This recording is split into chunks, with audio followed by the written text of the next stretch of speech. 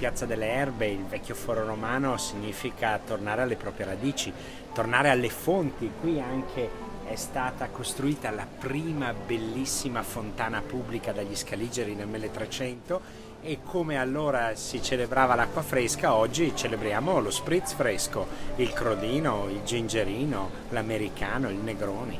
Il centro storico di Verona secondo me comunica soprattutto accoglienza, umanità, oserei dire quasi umanesimo, perché proprio qui in questa piazza riesci a sentire ancora quella magnifica urbanistica romana dove quando ti metti nel foro romano vedi tutta la città, la abbracci in un unico colpo. Lavorare in Piazza delle Erbe è un privilegio. Noi siamo qui di passaggio, siamo solo dei custodi, abbiamo il privilegio di dare vita a queste pietre con il nostro lavoro e di renderle pronte per il futuro, per passarle alle prossime generazioni. Sono convinto che chiunque venga a Verona, a livello conscio o inconscio, coglie qualcosa di questa bellezza, di questa storia, di questa complessità.